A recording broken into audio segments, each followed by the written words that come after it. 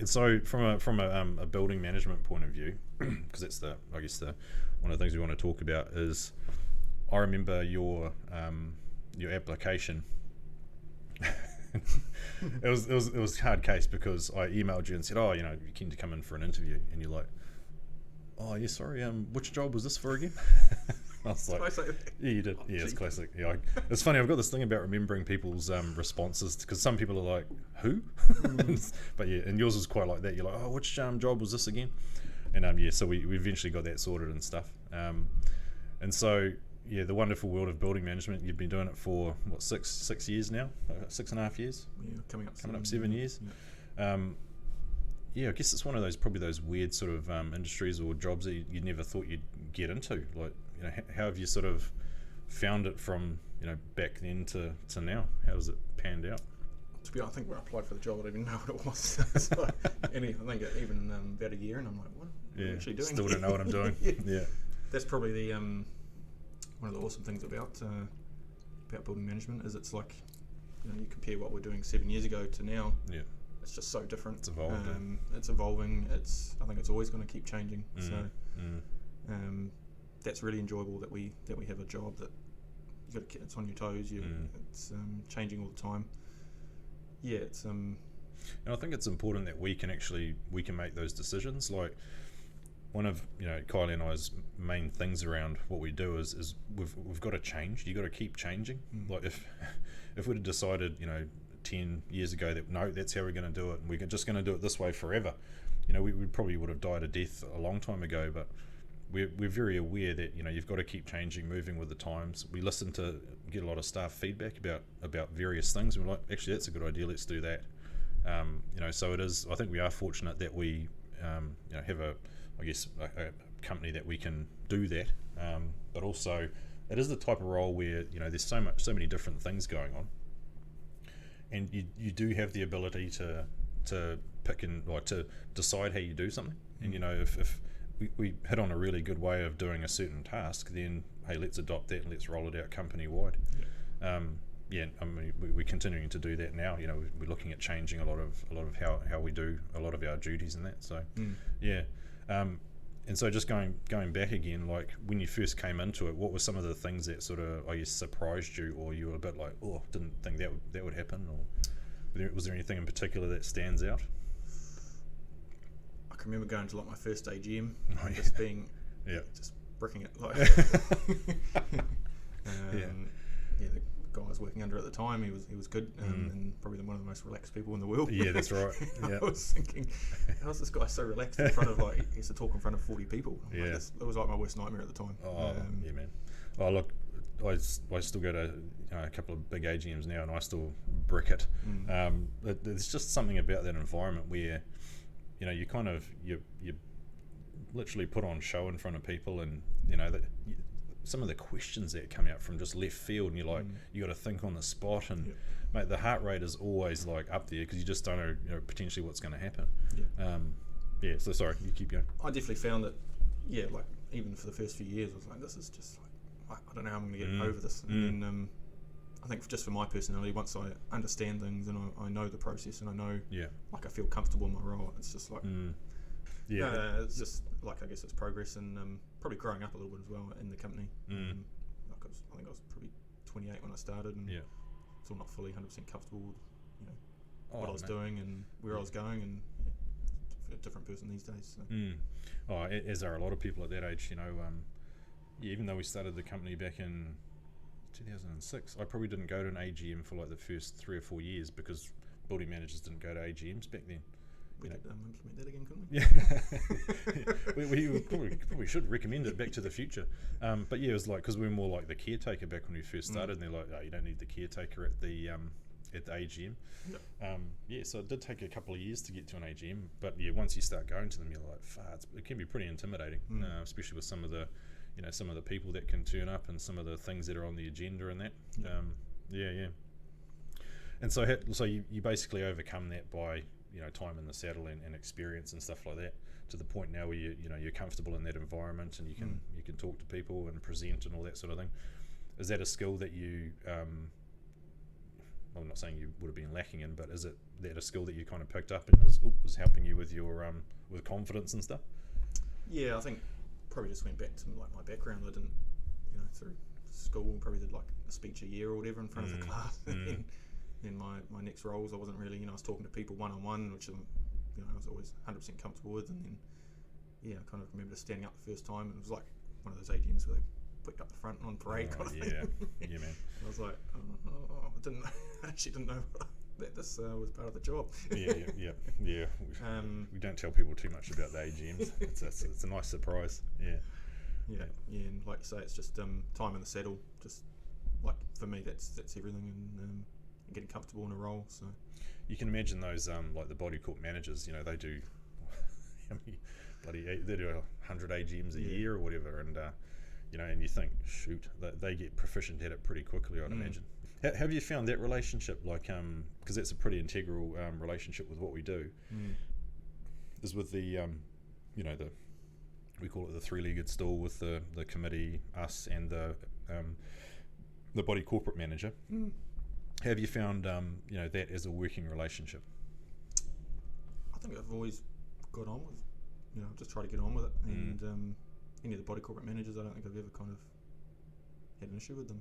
Everyone's kind of pushing towards the same goal, hopefully, and you soon find out if someone isn't, I guess. But it's like, absolutely, man, because they have a tough industry too. They deal with some of the challenges that we deal with.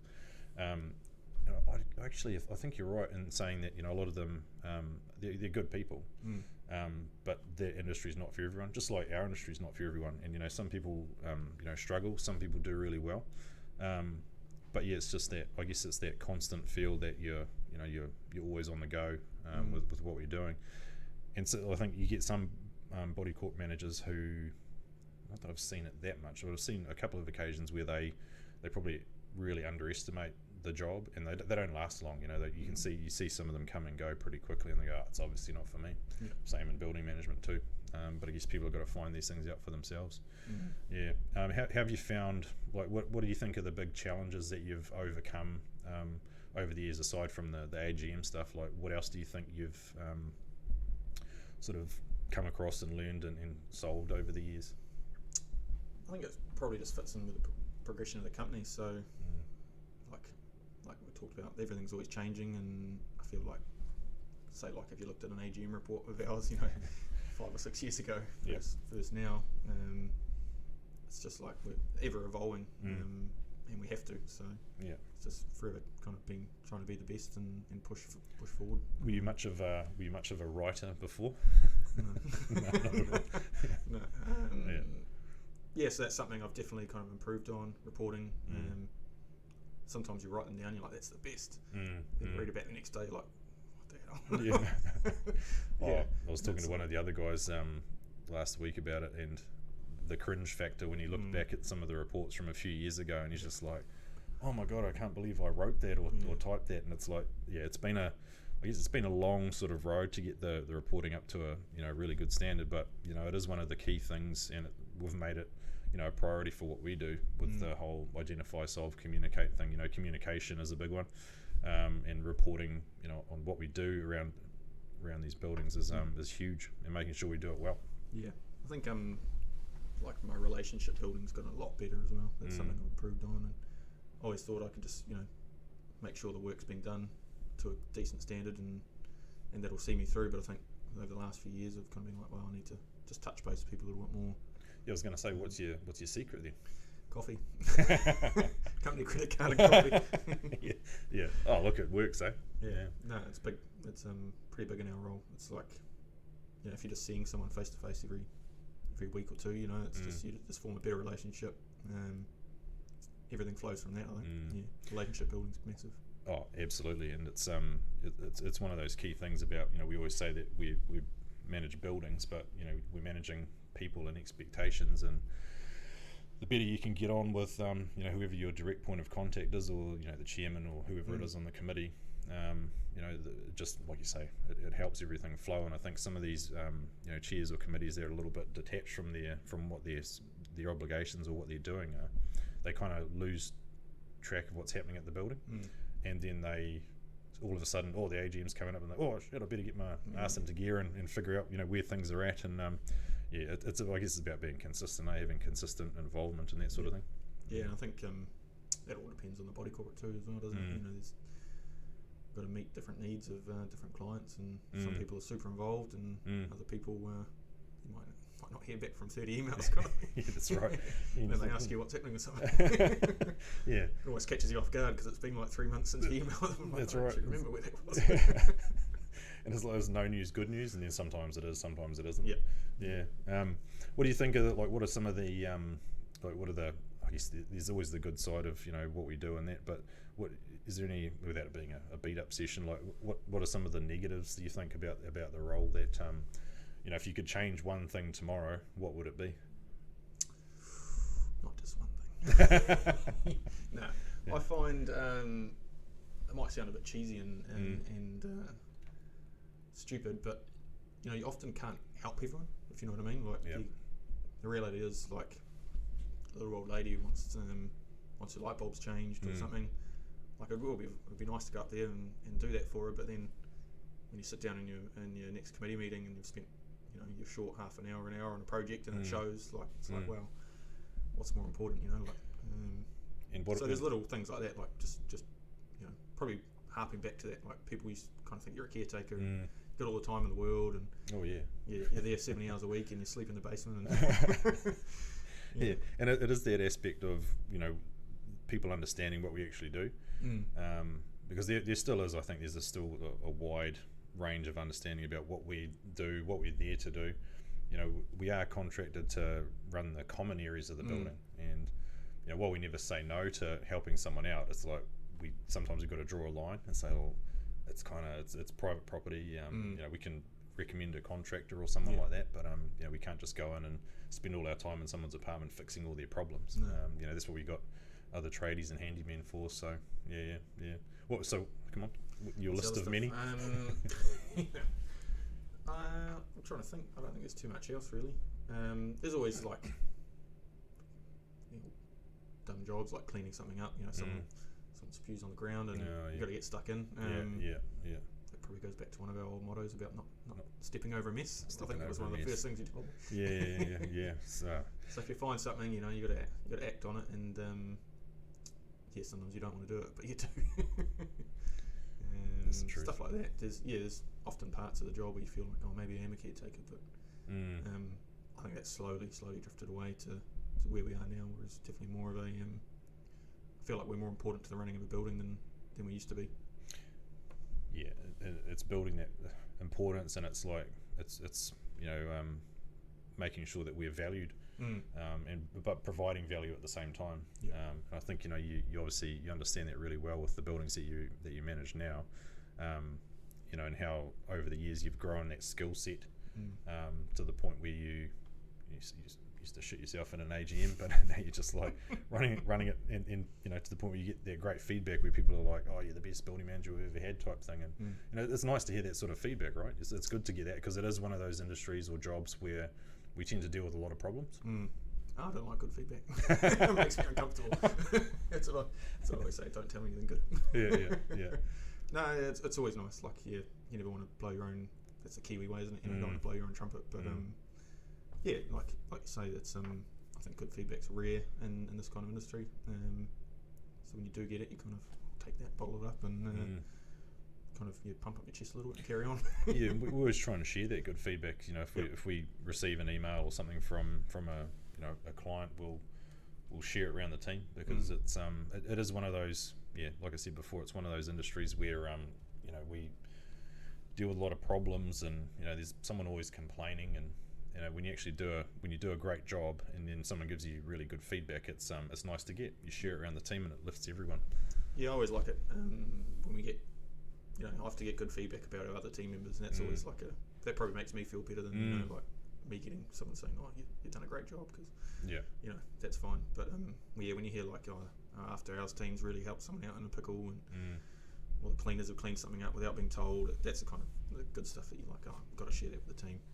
And it does reinforce that the team sort of and why we structure the company the way we do, and why we have all our staff sort of working as a team. You know, and when you get good feedback like that, it kind of makes it all worthwhile.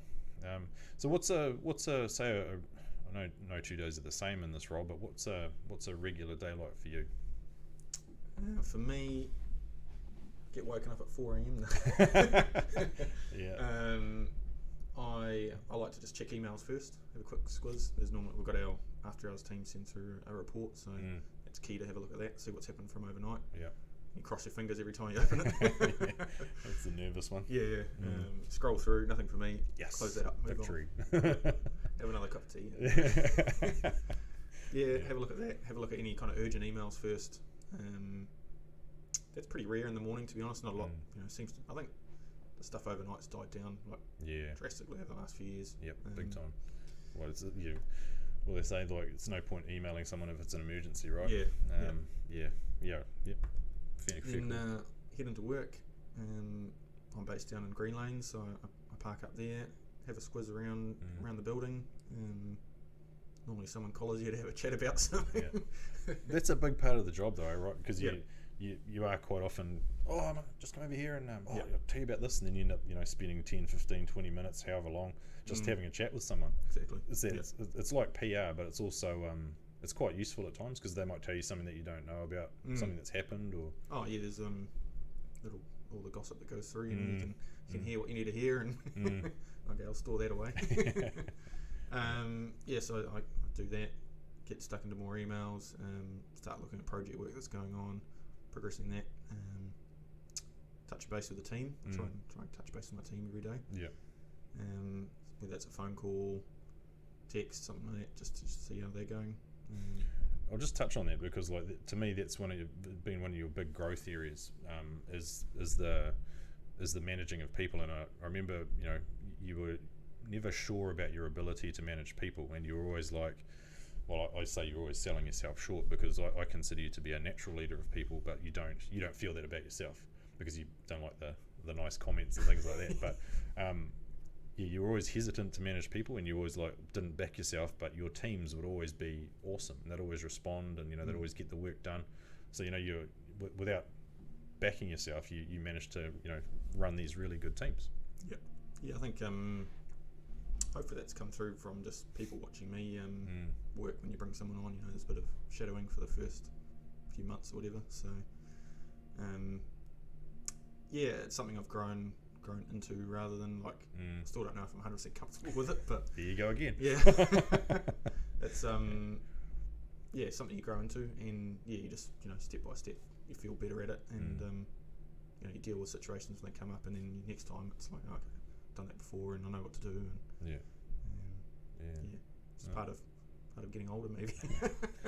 It's called maturity, apparently. Yeah. Maturity and experience. Definitely not getting more mature. I'm getting older, but I'm not getting more mature. Yeah, we're all getting older. We're all getting, boys will be boys at some stage, I guess. Yeah. And so how do you normally round off your day? I like to come into the office, probably every second day. So it's just a quick drive up here, catch up with the rest of the team. Can be a bit isolated at times in this job. We're often moving around. You might be visiting a few buildings a day, and then I think it's really important to touch base with like the rest of the team. Even just coming to the office and saying hi to people. It's kind of like, instead of saying hi to like a client or something, and you're saying hi to the people on your team. Yeah. And you can kind of relax a little bit, and you can. There's the banter and stuff, and I'll say this, like you're one of the guys you miss. Like when you're not in the office, you can tell, and when you are in the office, it's like, oh, cool, James is here. You kind of lift everyone up, and you've got that that vibe about you. So you can tell when you haven't been in the office for a bit, and then you suddenly come in, everyone's like, oh, James is here, so type thing, which is pretty cool. And so the day in the life of a building manager, right? It's no 2 days are the same. No, you could be 5 phone calls a day, or you could have 50. It's just like, sometimes you wake up and you're like, you don't know what's going to happen, but that's probably one of the best things about the job. Imagine going to a workplace and you know exactly what you're going to do that day. You're going to stamp out 100 things or whatever, and that's not for me. So it's that whole like cubicle mentality, or the factory conveyor belt type thing when you're doing one task.